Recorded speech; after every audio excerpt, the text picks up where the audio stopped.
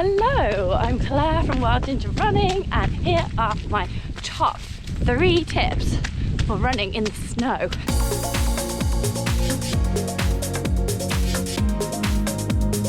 Hello, doggy.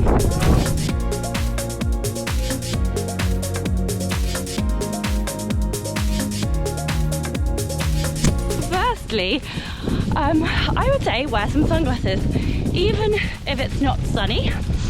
These will protect your face, keep you a little bit warm, and protect your eyes from the glare of the snow, because even if it's not sunny, it is quite bright. So you might have to do some windscreen wiper action with your fingers from time to time so that you can actually see, but this is a great plan for snowy runs. So that's my first tip. I'm not even going to take these sunglasses off to speak to you and give eye contact. That's how much I value my eyes. Also, I suffer from migraines, so it's a no-brainer for me. Tip number 2. Oh, you can actually also just wear actual ski goggles. Like, especially if you're more experienced in heading up into the mountains in the snow, then ski goggles definitely for hiking or running, not just limited to skiing. Keep your face warm as well and eyes protected, and you can see better. I find that these sort of rose tinted ones are quite good in these low light scenarios. Grey, they make the world seem a better place as well because they're a little bit rosy. Tip number 2, pack some big gloves. So at the moment I'm okay just wearing these little gloves that I always wear, but they are getting wet and soggy. My fingers are starting to get a little bit cold, so in my backpack I've got a pair of waterproof sort of slimline mountaineering gloves that I'm going to put on when I finish doing this video, because if your hands get cold, it stops you from doing other things like feeding yourself, getting extra layers on, doing zips up, fiddling about with bits of kit, and it just makes you miserable. The most horrible times that I've ever had in my life are times when my hands have been so cold that I've wanted to punch something. So definitely make sure you've got that spare pair of gloves. And if you're going on a really long run, it's wise to take 2 pairs really of those really good waterproof gloves, because your hands are so important when running and hiking in the snow. So tip number 3 is pack extra layers. Kind of a no-brainer, isn't it? But you really want to be taking an extra sort of synthetic insulated jumper type layer. It's not a jumper, it's a technical jumper with a zip. It's a technical cardigan basically. So in my backpack I've got the now sadly obsolete Berghaus Hypertherm, which is a jacket that is filled with Primaloft and it keeps you really, really warm. And also it's wise to take some waterproof trousers, because even though it's not raining, the snow sticks to your legs and becomes wet. So it's wise to take some waterproof trousers with you as well that you can put on if you start to get cold.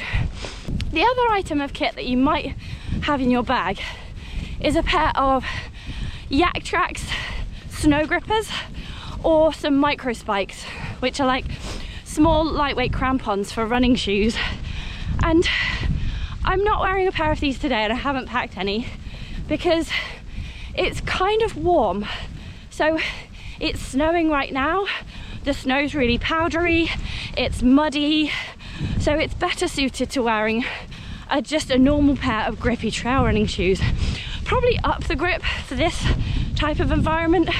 So if you're used to running in like your multi-terrain shoes with like, I don't know, say like 3mm of grip, you might want to go for more like 5mm of grip in a bit more of an aggressive stud, just to bite into that slushy snow and mud. When you would start to wear things like the ice grippers and the little running crampons is when it starts to freeze. So it's when stuff starts to get icy and slippy in that sense.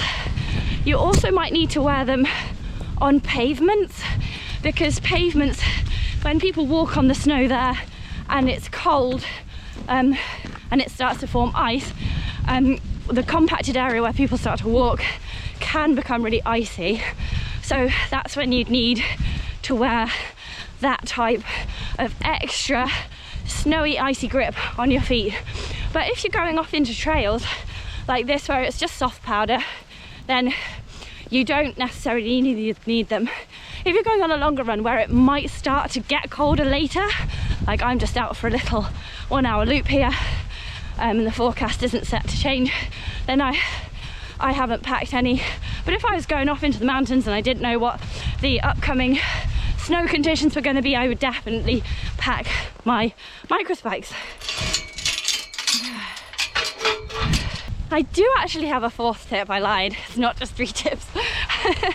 So, bonus extra tip, always tell someone where you're going. Like, always do that anyway, but in this type of condition, it's even more important to tell somebody where you're going and your expected return time. And then, very importantly, actually tell them when you get back, just in case they mount a huge mountain rescue search and rescue team looking for you when you're just having a shower at home, safely back from your run. So always tell someone where you're going and tell them when you get back. And if you are venturing into more difficult terrain, if you are more experienced and you do feel like you have the navigation skills to head up into the mountains, then just consider having what your other options are. So shortcuts, plan Bs, not going to the top of things if the weather starts to deteriorate, going around the sides of mountains, looking at the wind direction, making sure you're not going to be coming back into the wind because that's harder. Just all those little things can all add up and making your run a success or a survival situation. So if you're sort of new to trails and you want to do a nice run in the snow, then just do a route that you're familiar with. If you're in a lowland area like this where you've just got fields and it's very clear where you're going, then doing a run that you're familiar with is very straightforward usually.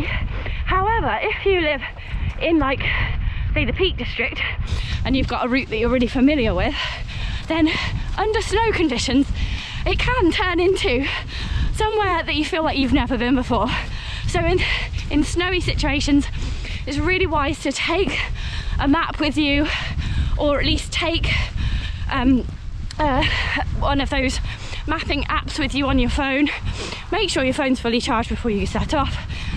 And it's really wise also to carry a little portable charger and cable just in case your phone dies, because batteries don't always last as long in the snow and the cold. So it is really wise, because I mean, I've been out in the Peak District and on routes that I've done, you know, hundreds of times before, and in the snow they look completely different. Even I was once up walking out by Blue John's Cavern on these really easy paths, but it became a massive snowstorm. We could hardly see, and the path just became a field, and it was really hard to know where to go. So you needed to use your compass to just get that direction right, and mapping apps and a map and compass will help you to do so. Also, you can follow a GPX track on your watch, but do be careful with those types of things, because they're only as accurate as either the person that's plotted it or the map that you've plotted it on, because it's so zoomed out.